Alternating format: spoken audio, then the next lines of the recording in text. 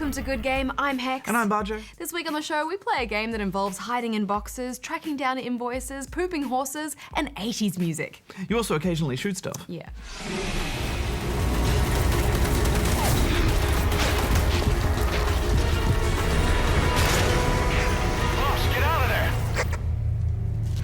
Also this week, a survival game that doesn't have any zombies or empty wastelands, but it does have a very cute dog.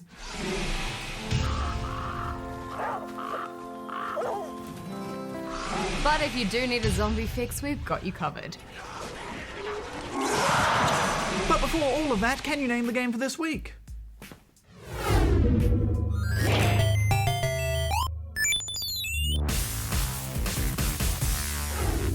Zombi U first came out back in 2012 and was actually one of the better launch titles for the Wii U.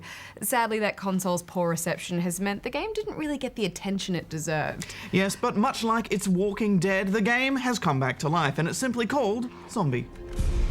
Death will cloak the land, and those men who are not prepared will succumb to its foul clutches. For God shows no mercy on those who heed not his words.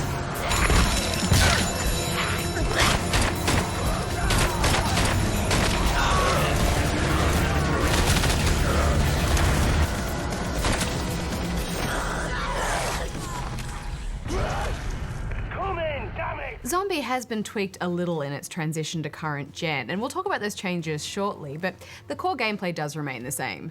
Indeed, at its core, it is a survival game, in which you'll scavenge supplies while bashing and shooting any zombies that get in your way.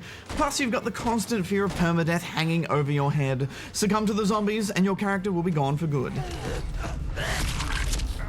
After dying, you begin the game as a completely different survivor, which I thought was pretty brutal initially, but thankfully you do get one chance to track down your previous character's body. But of course now they're a zombie, so you'll have to get your gear back the hard way. There's not much story to speak of. The opening cutscene tells of a prophecy that foretold of a second blight that would wipe out London. But it's all a bit vague, and it feels like it was added as an afterthought, especially since the skip it button stays on the screen for the whole cutscene. God shows no mercy on those who heed not his words. Yeah, it would have been nice to see more of a commitment to plot, because the setting itself is one of the grittier zombie tales. You begin in a safe house under the guidance of the Prepper, a conspiracy nut who turned out to be very justified in his paranoia. The last person I tried to help went outside without the pad, and look how that ended. He sends you out on a bunch of fetch quests that gradually expand your arsenal and give you access to more areas of this nightmarish London.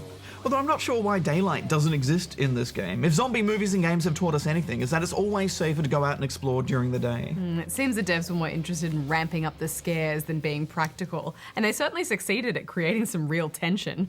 Many areas are almost pitch black, forcing you to navigate with just your weak little torch. And when it's running low on batteries and flickering... Oh man, talk about freaky. Yeah, that combination of darkness and zombies that can kill your character with one bite is a potent mix. Lone zombies are pretty easy to take out, especially as your melee weapons never break, but even a small group can quickly overwhelm and kill your character. I just found the death so frustrating. You didn't like the permadeath? Not really. I mean, sure, it adds some real fear to the encounters, but come on, one zombie gets you and it's game over. I mean, that's not fun. It's real life hacks. I don't want real life, I want video games. Get used to it.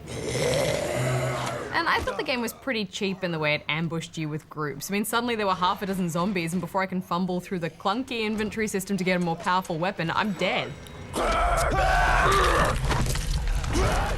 Yeah, there are some unfair deaths in the game, but I really like that. The permadeath is my favourite part of this game. It raises the gameplay stakes enough so that it can pull you through that relatively generic combat and scavenging. Really? Yeah, absolutely. In fact, I think it should be harder. It should be much harder to get your stuff back.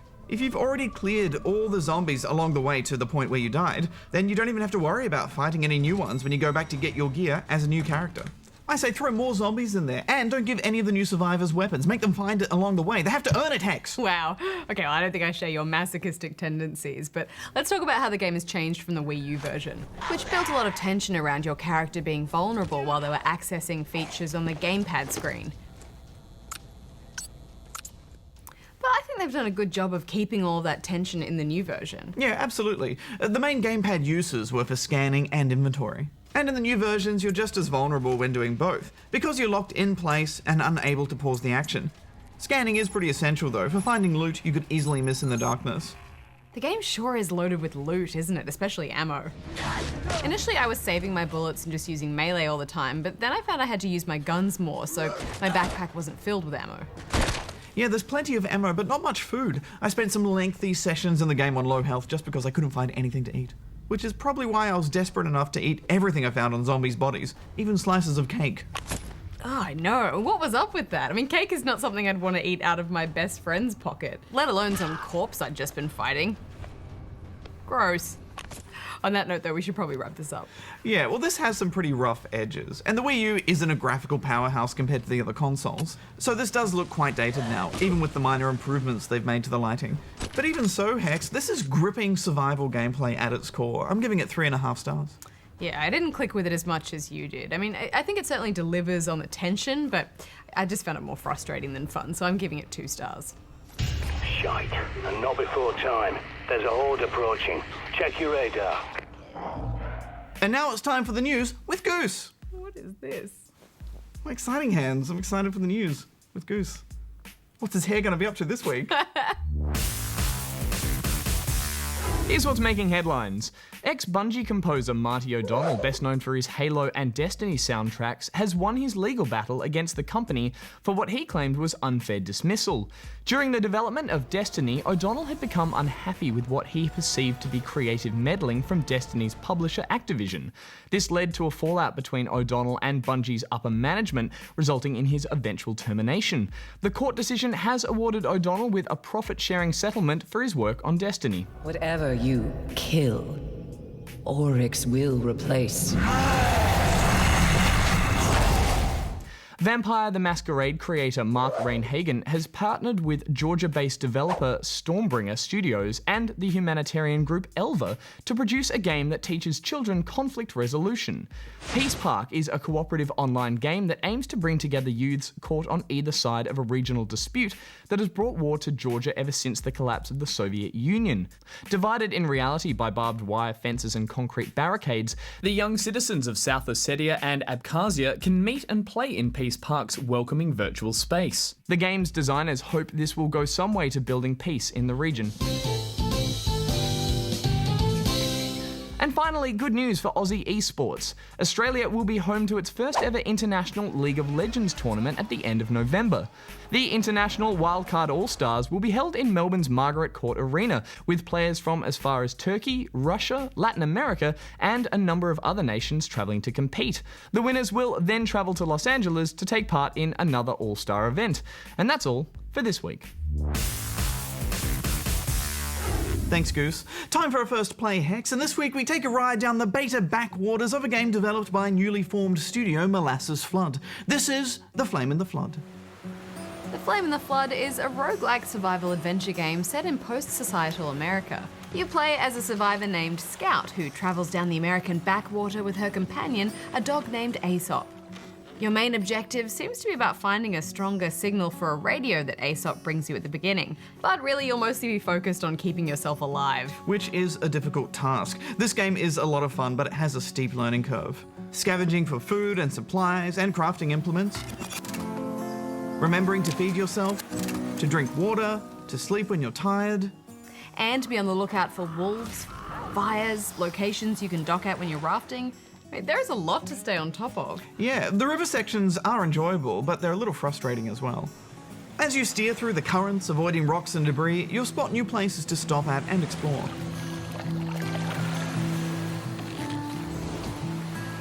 You know, when I first played this, I didn't realise I was in charge of where I got off my raft. I just thought I was supposed to stay along the rapids and survive until I got to my destination. Then I realised I was going past all these places I could have been exploring, and you can't turn around and go back.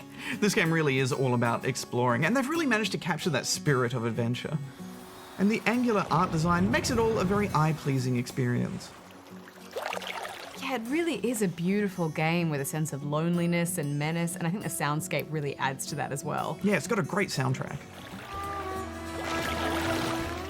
It's extremely moody yet hopeful, and at the same time it creates a feeling of unease, which I like.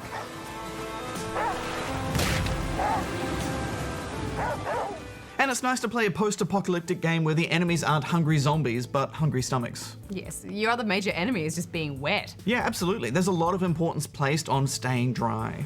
If you crash your raft, you get +1 wet. And if you crash too many times, you get drenched. You also have to escape the rain, and being wet is treated as a medical condition. To the point where sitting by the fire doesn't dry you, it cures you of wet. Yeah, it's sort of the opposite post-apocalyptic issue to Mad Max, where there just wasn't enough water. Yeah. Another thing I really liked was all the crafting. Yeah, so much crafting. And it's always nice when you can look at the ingredients and the end result and make a clear connection. Gathering the resources can take a while, but it helps that your dog can sniff out ingredients for you. Oh, he'll help you now, Hex, but the moment you die, he's gonna scavenge your face.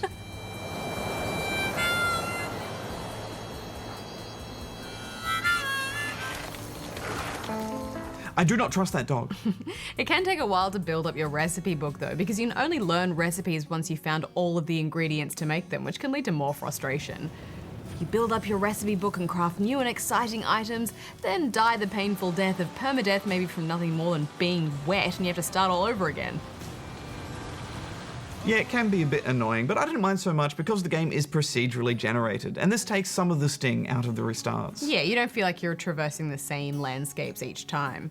And the developers have already made several adjustments based on community feedback from this beta testing.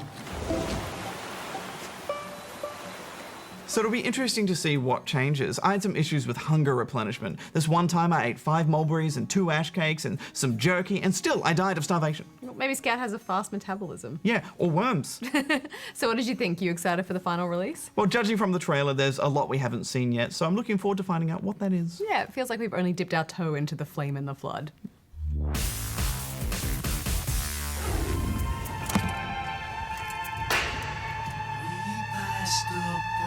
The stair. We spoke of was and when, although I wasn't there. He said I was his friend, which came as some surprise.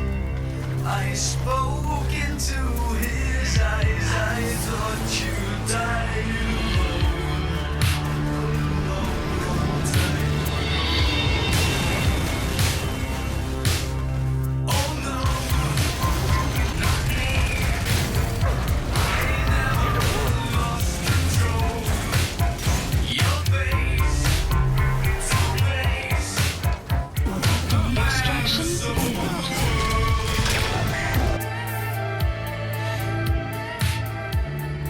You're all diamonds.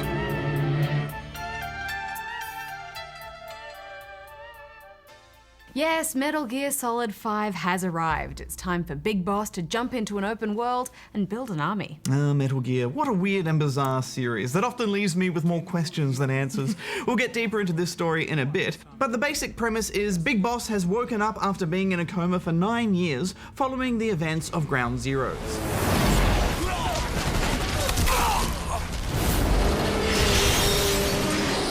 Those events almost wiped out Big Boss and his private military force known as the Diamond Dogs. We're diamond dogs. After reuniting with some old friends, he sets out to rebuild Mother Base and his forces in order to shut down Cypher, the mysterious organization behind the attacks. We can crush Cypher, boss. And you can build the army that can do it. Mother Base is your home of operations, but there's not a lot to do there except take a quick shower More missions you complete. and call in your chopper. Oh, and harass your soldiers, who do seem to enjoy it. Welcome back, boss. Thanks for that, boss. Thanks for that, boss. Thanks for that, boss. Your chopper is your aerial command center, where you can choose a mission or side op to go on and deploy into the field. News from the support unit. Be careful down there, boss. Most of the time, your objective is to either extract a prisoner That looks like the target. or eliminate a target, Good. You completed the objective. and occasionally blow something up. Good work. Which might sound like it would get repetitive, but the sheer freedom you have in how you tackle each of those objectives is mind-boggling. Bajo, moving to an open world was absolutely the right decision for this series. Definitely. And you're right, I found those first few missions quite repetitive, but that was because I was doing the same thing. Go in, drug everyone, get the objective, and then shoot my way out. But once you unlock some new gear to play with and realize you have such free reign over this big open world, analysis complete. You soon find every base can be approached from almost any angle and with any style. If you want to try for pure stealth and avoid everyone, do it. Or just go in guns blazing.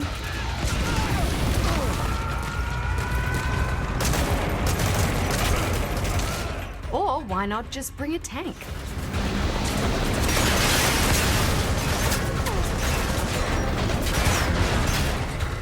Or just try to steal everything and everyone you can with the greatest, or depending how you look at it, the silliest piece of tech around, the Fulton Surface-to-Air Recovery System, which is a balloon. Standing on the edge. Oh, hex, I could balloon all day, and I did, if only to hear their screams. What a mess we made when it all went wrong. Leave the rest to us. Ballooning sheep is oddly compelling, isn't it, Bajo? Indeed. But all that's just the tip of the tactical iceberg at your fingertips. Add in elements like day and night cycles and weather events, plus the huge assortment of tools and gadgets and buddies that completely change how you play, and you've got yourself quite the strategy sandwich. Delicious. The buddies are great. You start with a horse that's nice and fast, which makes it a joy to ride, and it reminds me a lot of riding through Red Dead as I picked flowers and chased goats. But then you get the puppy. Now, you all know we're cat people, but that puppy, it's so cute.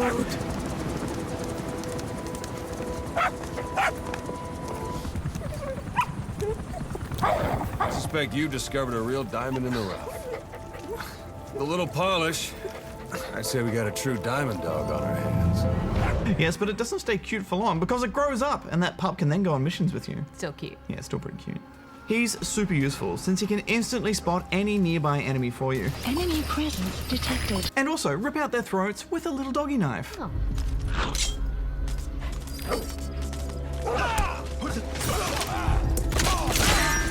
Don't know why he needs a knife, he's got teeth, but there you go. You'll also get Quiet, who can scout out enemy camps and provide sniper support. Fire! And finally, you'll get the Walker, which can be kitted out with a range of powerful weapons. Those things look ridiculous to ride. But yes, combine your different buddy skills with all the other tools at your disposal, and the possibilities for how to approach any situation are near endless. Even by the time you finish the game, it's unlikely you've tried everything. Yeah, no two people's playthroughs are ever going to be the same, which creates those great water cooler moments where you compare notes with other people's outings. I always like to try my best for stealth, but inevitably it all hits the fan and then I just do whatever it takes to get the mission done.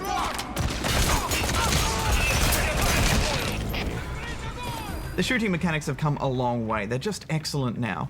And at first I found myself being a bit more gung-ho and just raining down grenades and bombardments on a base. And it's often the easier way to go. But the game does encourage you to play stealthily, and it's fun to do so because those mechanics have also evolved and they're excellent. So you actually want to sneak about and challenge yourself. But most importantly, if you knock guards out, you can extract them and add them to your mother base staff. Haha, now you work for me. And you're going to want to get yourself some decent staff, since mother base is your key to unlocking better gear. Staff assigned. As you play, you'll have to invest in building additional platforms and staffing them Commencing platform construction. in order to start developing more advanced weapons and equipment for you and your buddies. It's such a satisfying gameplay loop to have what you do out in the field feed back to your mother base, and then what you do with your mother base feed back out to the options that you have out in the field. Yeah, I always enjoy a bit of base building and metagame tucked into my games, Bajo. And mother base is just so epic. It's like 4 kilometers across once you get it built up. You have arrived at your destination. Yeah, it's crazy big, but I just wish there was more to do in there. You can really only interact with your mother base through menus, so it does feel a bit empty. But at least there is quite a lot to do in the menus, and the interface is snappy and it makes sense. It's also the basis for the game's multiplayer system. Although multiplayer was still very temperamental when we played, with lots of server connection issues and trouble getting into a game. But it does seem like servers are getting better pretty quickly. Yeah, you will still have to put in a lot of hours to unlock the multiplayer. But once you do, you can create your forward operating bases, which are essentially a whole separate mother base. You'll need to staff these with security forces and develop extra security measures to help protect it against invading players. Of course, you can go and raid other players' bases to steal their resources and staff if you're successful. And apparently they can join in during your raid and try and stop you, although that never happened to us. It's a decent extra mode when it's all working. In the few games I played, it was really satisfying going into a player's base and just stealing all their stuff. Yeah, it adds a nice bit of endgame, but I think for most people it'll just be a slight diversion. And there are microtransactions too, which can go away. Thankfully, they don't lock away content and just speed up your base building. These kind of microtransactions always leave a sour taste in my mouth in a full-priced game like this. I also wasn't a huge fan of the boss fights. I mean, they're the kinds of fights you see in a lot of Japanese-style games, but these just felt particularly clumsy and frustrating. I know what you mean. They remind me a lot of those Dead Rising boss fights. They're scrappy and messy and hard, with lots of attacks that knock you down, and you never get a clear sense of how to actually beat them.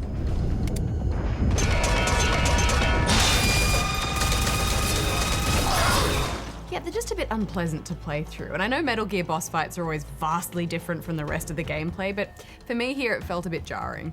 Another thing Metal Gear is known for is that quirky, weird sense of humor, and normally I don't like it at all, but in this, I really warm to it. At times, this game feels like a straight-faced military sim. Go on. But then you unlock a command to order your horse to poop, which I appreciate. Come on. Yeah, and it's always hilarious watching animals get yanked up into the skies by a big balloon or stealing a tank right in the middle of a battle.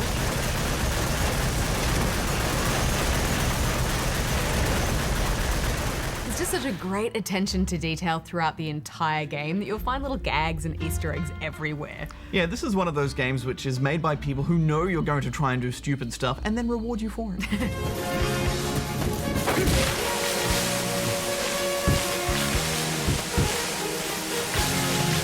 But I think the best quirk of the game is the sound of soothing 80s hits that you stumble across.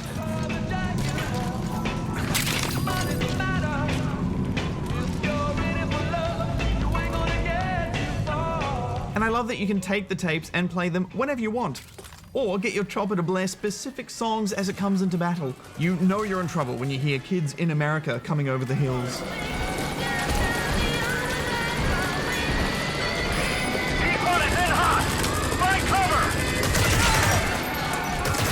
And of course, tactical espionage is always made better with some Spandau Ballet.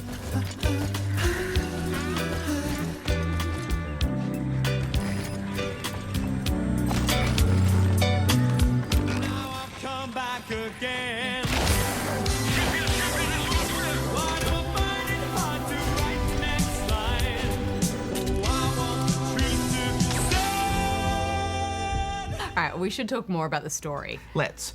I knew going into this as someone who hasn't played all of the Metal Gear games in their entirety that there'll be some plot points that maybe I won't understand and I'd get a bit lost, which did happen. But I expected it at least to be a fully self-contained, coherent story, and it was not. No. I mean, at times it does all seem quite normal and easy enough to follow, but at others it's like watching the fevered dreams of David Lynch. But even so, there's still such great attention to detail and style in how it's told. Yeah, absolutely. Every bit of dialogue and every shot feels really considered, and I'm sure fans of the series will pore over every drop of story and every single reference.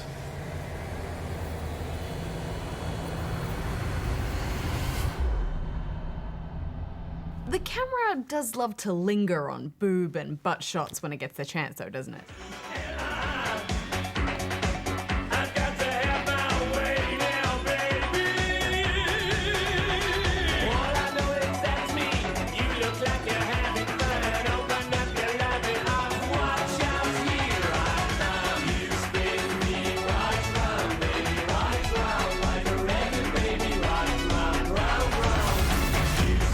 Ah yes, quite the elite sniper, and pretty much the only female character in the game besides some sexy nurses. What do you think the significance is here, Hex?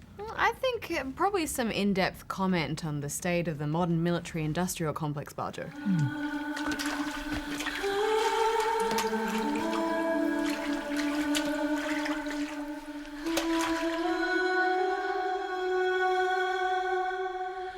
They do try and justify her outfit though, Hex, because she breathes through her skin. Right. Apparently.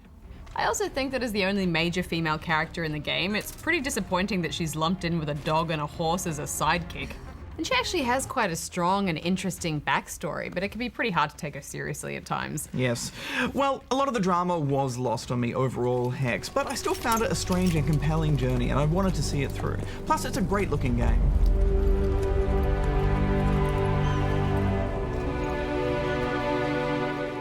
Yeah, it's quite spectacular. And I admire the fact that you can feel a director's touch to it. I mean, this is a game that's clearly been made the way Kojima wants it to be made. Yes, I think the word you're looking for is indulgent.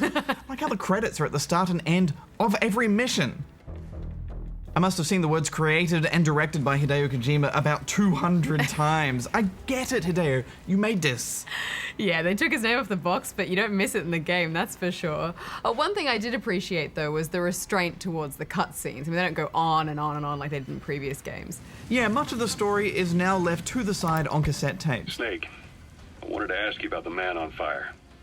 What do you remember from the hospital? So a lot of the deeper story is optional for those who really want to delve into it. The sprinkler started up. Now, this sits near the start of the Metal Gear saga in terms of chronology, so there's a chunk of story before and after it that I'm sure resolves a lot of the questions that I was left with. But all the same, I got to the end of the game and was kind of like, really? Is that it? It just felt a little unresolved to me. Yeah, I think it's fair to say that if you're a newcomer to this series, you're going to be left feeling somewhat perplexed. I may dwell in the dark, but I refuse to be judged by your standards, traitor. And now that we've had time to soak up Big Boss with new voice actor Kiefer Sutherland, what do you make of him, Hex? I mean, don't get me wrong, I think Kiefer's great, but I just don't think his rather minimal dialogue really brought much to the game. And I won't rest until we do. Approaching Mother Base.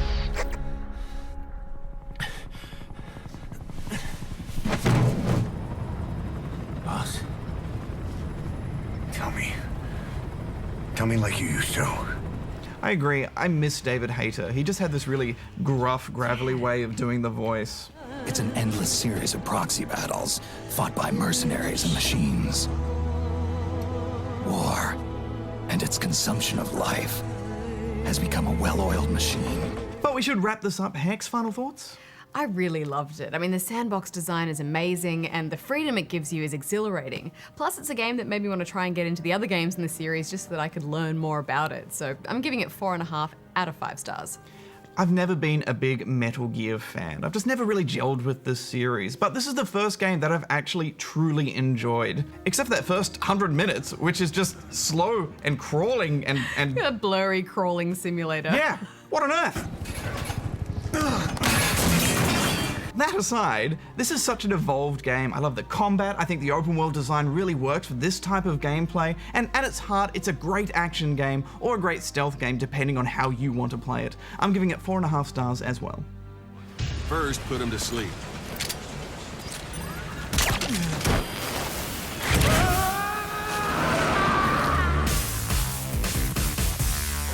So did you name the game for this week? It was the Japanese game Penguin Adventure, released in 1986.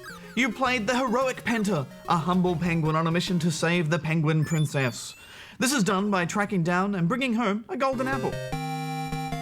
And it's named the game for this week because it was the first game that Hideo Kojima worked on, who of course went on to make the Metal Gear franchise.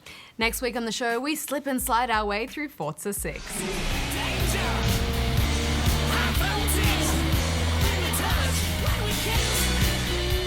Until next time, may all your games be good ones. Hex out. Snake,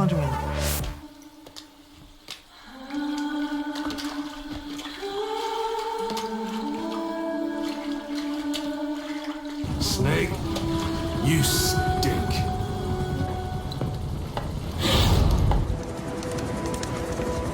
Huff, so he doesn't listen. Feeling someday he'll be useful.